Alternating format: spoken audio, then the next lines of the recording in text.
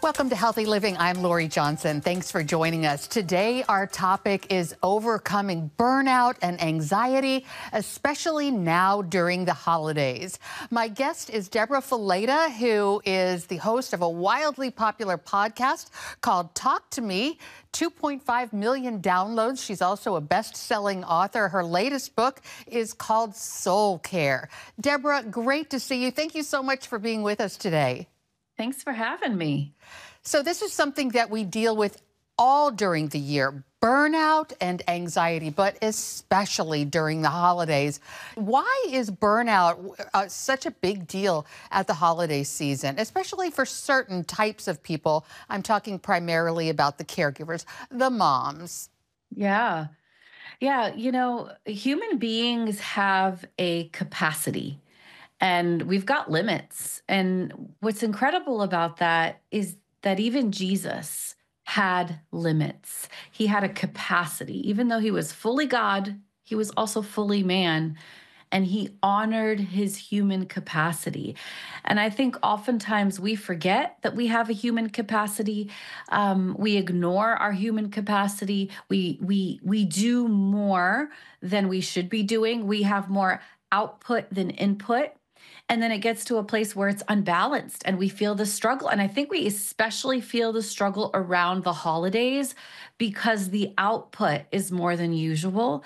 And we start feeling it in our emotions, in our body, in our relationships, and all different areas of our life. It's really interesting. Talk about some of the ways that people overdo it when you're talking about output. Yeah.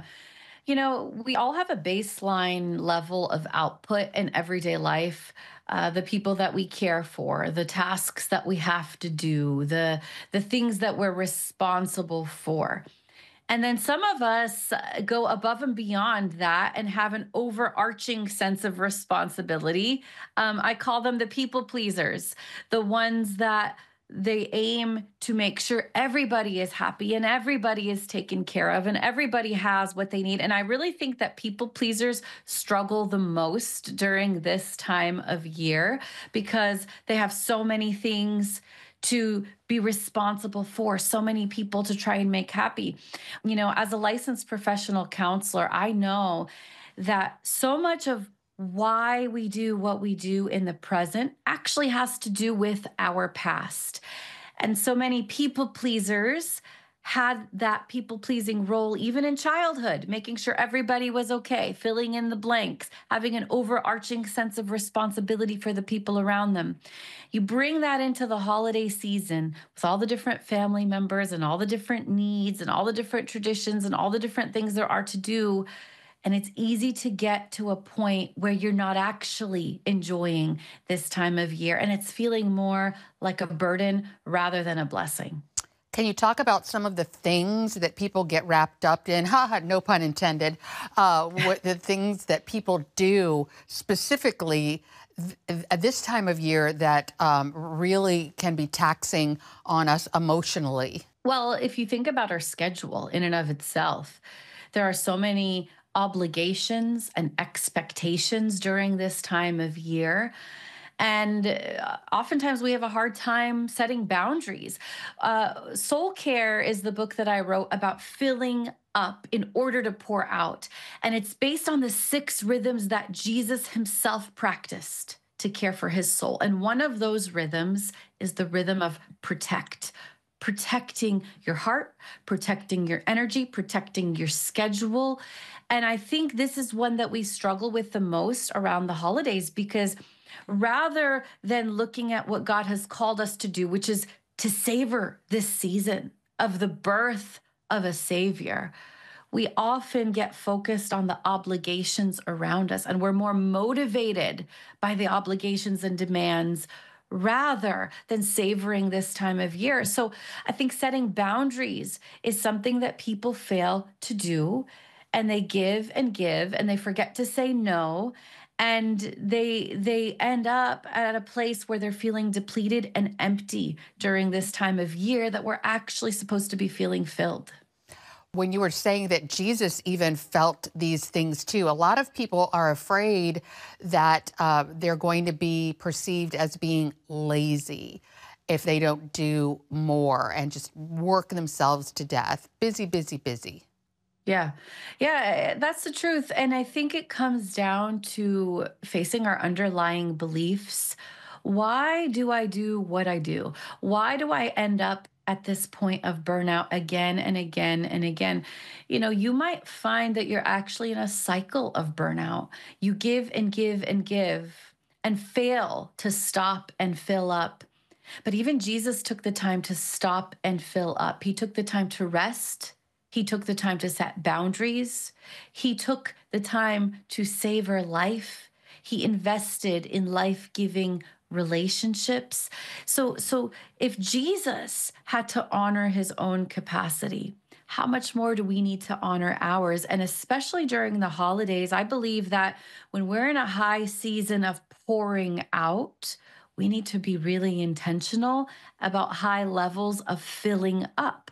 Otherwise, things get out of balance and we end up in an unhealthy place. And we're not just talking about burnout, which is evidenced by fatigue and difficulty concentrating and low levels of energy and irritability. We might find more tension, more frustration in our relationships. We might find that we're being robbed of joy. We don't feel joyful anymore. We just feel stressed out, and it starts to affect our physical body.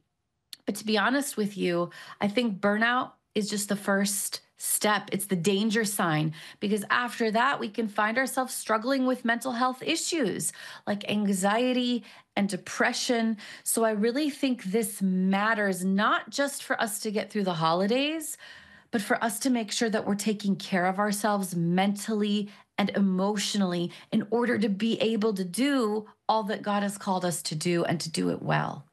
So you talk about Jesus and he filled up the tank. How do we do that in a practical sense? Well, I think one thing that I mentioned a minute ago, and I want to touch on again, is boundaries. I think it's really important to draw a circle of protection around our lives and to assess where our energy is leaking out unnecessarily.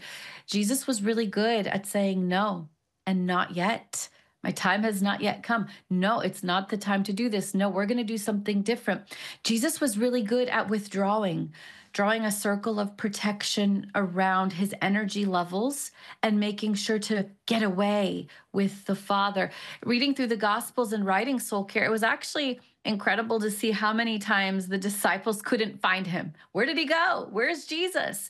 And he was alone. He had withdrawn to lonely places to get alone with the Father, because he knew that in order for him to pour out, he had to be intentional about filling his soul with his relationship with the Father. Jesus was really good at resting. He took the time to stop and rest. He wasn't in a hurry. It wasn't a go, go, go, hustle, hustle, hustle kind of life. He paced himself. And not only that, he was okay with stopping to rest. Many times the Bible talks about how he was wearied with his journey and he stopped to rest. Or one of my favorite passages in Mark where he stops to take a rest on the boat. Jesus took a nap.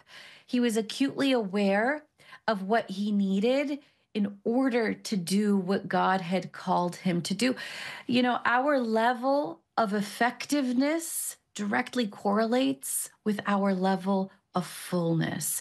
And that's something we have to be acutely aware of in this season. Where am I at? Where's my tank? How full or empty am I feeling? And what do I need to do to pause and really be intentional about making sure that I'm filled up? This is wonderful, great advice. And the best thing about it is it's all biblically based. We're going to take a quick break and be right back with Deborah F. The book is called Soul Care. Stay with us. Stay connected with CBN News all day across our platforms. Welcome back to Healthy Living. We are continuing our discussion with Deborah F., author of the book Soul Care, and talking about overcoming burnout and anxiety. And Deborah, the examples that you gave about Jesus preventing these things, burnout and anxiety, are fantastic. So talk a little bit more about, in modern times, what we can do. You talked about Jesus getting alone with God. So are you suggesting For example, starting the day with quiet time, reading the Bible? I mean, what do you suggest on a practical level? I think it looks different for different people, but I do believe that the key here is making sure that we set boundaries around our life and protect the things that matter, protect our energy levels. Jesus took the time to get away and be with God. He pulled away from the obligations of man. People expected him to be here and here or there, but he knew that he had to stay filled in order to be effective in what God called him to do.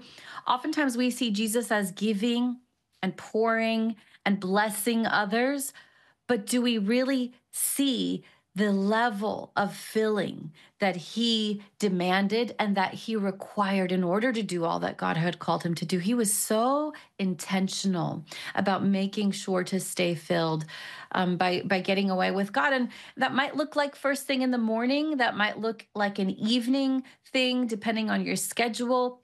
But I think it needs to be a daily practice, making sure that we are getting alone with God to be filled is one of the many practices that I believe Jesus showed us in the Gospels of what it looks like to care for your soul. And talk about this idea of having a joy-filled life. How do we find that? So many Christians, sadly, are more anxious than joyful. You're right. Oftentimes we're looking at what we don't have, or we're distracted by the fear of the future, the regrets from the past, rather than being present. One of the 6 rhythms of soul care, the 6 rhythms that I believe that Jesus practiced to care for his soul, is the rhythm of savoring life. And I think that's the rhythm that spoke the most to me, because I tend to be somebody I like to be efficient. I like to get things done. But Jesus was so good at slowing down and savoring life today. The only moment that's guaranteed us is this moment, the moment that's in front of us. And oftentimes we're so distracted by the worries of tomorrow, the regrets from the past, the fears of the future, or even by the device in our pocket, our little phones that we carry around, these distraction devices. And we're not savoring the life that God has given us today. I really believe that the antidote to anxiety, pain, and suffering is learning to be grateful and present for what is in front of me today, what is in front of me in this moment. One of my favorite verses that I saw in the book of Matthew, chapter 13, verse 1, it says, Jesus left the house and went and sat by the lake. And I never saw that verse before, but to me, it's the idea that he took the time to be alone, to savor life, even just sitting by the lake, enjoying the breeze. I can just imagine him having a moment with the Father, thanking God for what was right before him. How often do we stop and just give thanks, call out the things that are in front of us, the gifts that God has given us today, to really enjoy the moment rather than be distracted in the moment? And I think that's a really important practice for us, especially around the holidays. Can you get a little bit more specific about how a person is supposed to savor the moment? You gave a great example of Jesus sitting by the lake, and I'm thinking you're suggesting that we try to spend some time in nature. We can see God everywhere in nature if we go outside and just spend some time in nature. Can you give us some more examples of ways to savor the moment? One practice that I have in the book Soul Care is actually a mindfulness practice. Mindfulness just means being present in our mind, in our heart. And one activity that I suggest is just taking 5 minutes to sit somewhere. It could be outside, could even be inside, and engage each of your senses. Look around. What is something I see that I'm grateful for? And then be intentional to thank God for it. Maybe it's your children playing in the background. What is something that I hear that I'm grateful for? Maybe you hear the birds chirping in the background and you just take a moment to be grateful to God for nature and these small gifts that he's given you. What is something that I smell? Maybe you smell someone cooking something in the background. Be grateful for your spouse and the way that they serve you and love you, and go through each of your senses: sight, smell, taste, touch, go through each of those senses and find something that you're grateful for and thank God for it. It just takes 5 minutes of awareness. And it takes the intentionality to look at what you do have, what you are surrounded by, rather than we're often looking at the things that we want, the things that we lack, the things that we fear. So just take 5 moments and watch how that gratitude and mindfulness begins to change your heart, your attitude, and your perspective. Fantastic. Plug into all those senses. Okay, we're going to take another quick break and be right back with Deborah F. The book is called Soul Care. Stay tuned. Welcome back to Healthy Living. We're talking about how to overcome burnout and anxiety any time of the year, but especially now during the holidays when so many people struggle with those things. Deborah F., author of the book Soul Care, is talking to us about how to do this. You talk about boundaries and honoring our capacity. How do we determine whether or not we have capacity to do all the things, the baking and the wrapping and the shopping and the Christmas pageants? I mean, the list goes on and on. How do we know what our capacity is? Well, I think taking a daily assessment is important. I think of our gas tank on our car, and we've got a fuel gauge that tells us when we're nearing empty. Our body has a fuel gauge, and we might not be able to see it. I wish it was as easy as seeing if we're ticking towards empty, but we can feel it in our body and in our emotions with how we're feeling physically as well as how we're feeling emotionally, whether we're feeling aches and pains and fatigue and exhaustion, frustration, anger, irritability. We can start to feel an increase of those things, feeling overwhelmed. And I think we need to tune into our body and even ask ourselves on a daily basis on a scale of 0 to 10, 0 being I feel depleted and empty and have nothing left to give, 10 being I feel filled to overflow. What number might you be feeling in this season? I think it's an important question to ask because then it helps us have the next action step of what do I need to do to get filled up? What do I need to do to pause and make sure that I am caring for my soul, specifically during the holiday season? I think it's the enemy's goal for us to be burnt out. When you think of the Gospels that tell us to be a light that shines brightly, the opposite of a light that shines brightly is a light that's been burnt out. And so I think we really need to do our part to make sure that we're staying filled and caring for our souls. So when we talk specifically about Christmas, the meaning of Christmas, Jesus is the reason for the season, to use a cliche. How do we get back in touch with what this season is truly meant to be? I think of the story of Martha and Mary, and when Martha was doing all the preparations, I think that's most of us during the holidays, preparing and running around, and our schedules are filled up. But Mary was the one that sat at the feet of Jesus, and Jesus said to her, "This is the good thing. You have chosen what is good. Only one thing is needed in this season, and that is savoring our relationship with Jesus, being grateful for what he has done. Just because we can do things doesn't mean we should do them." And I think being intentional to connect with God during this season is the most important thing that we can do. So let's take inventory of our schedules, and more so, let's take inventory of our goals so that we can end this holiday season feeling more filled by God's love and grace and by the story of Christmas rather than feeling empty and depleted. This can change not only ourselves, but our society, our church, if more people would adopt this type of thinking, right? Absolutely. Filled people are able to fill others. But when we're empty and depleted, we're not going to be as effective as parents, as ministers of the gospel, as family and friends. The Lord wants us to live filled so that we can do all that he's called us to do. This type of emotional health is also tied into our physical health, too. We're going to take a quick break and be right back and talk about that with Deborah F. The book is called Soul Care.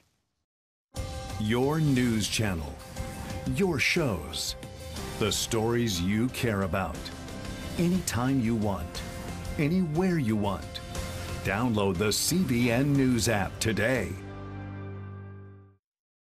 Welcome back, and we're talking with Deborah F, author of the book Soul Care and host of the podcast Talk to Me, about how to avoid holiday burnout and anxiety, and really not just now, but throughout the year. I'm sure this is going to be on people's New Year's resolutions as well. And we'll talk about the physical connection between having lower anxiety, being able to be in the moment and filled with joy. Stress takes a toll on our bodies. And, the chemical cortisol, when it spikes in our body, it really has an impact on so many different things, not only our joy, but it also has an impact on our physical health. So I think it's really important for us to realize there's a body-mind connection. And the more that we are caring for our souls, it actually starts to overflow into our bodies as well. But the opposite is also true. The less we're caring for our souls, the less we're taking care of our mental and emotional health, the more it starts to impact our bodies. So it's all interconnected. But the beauty is when we start getting healthy and filling up from the inside out, it really has a great impact on our physical well-being as well. Especially in January, when it's typically, cold and flu season, having that kind of stress can sometimes lower your immunity, right? Yeah, absolutely. Studies have shown that stress levels lower our autoimmune function. So it's a really important thing, not just for our physical health, our spiritual health, our mental health, our emotional health. It's all interconnected. So unfortunately, we're out of time, but Deborah, talk to our viewers about how they can get the book and also find out more about you. Yes, I would love to connect with you. DeborahFaleta.com is where you can find the book, the podcasts, so many counseling related resources, as well as my counseling team. We want to help you get healthy and whole in Jesus' name. Well, thank you so much, Deborah, for being with us today and for your outstanding work. You've blessed so many people. And so we wish you the very best. Merry Christmas and Happy New Year. Thank you. Same to you. Thank you. And thanks to you for tuning into this edition of Healthy Living. I'm Lori Johnson, and we'll see you again next week.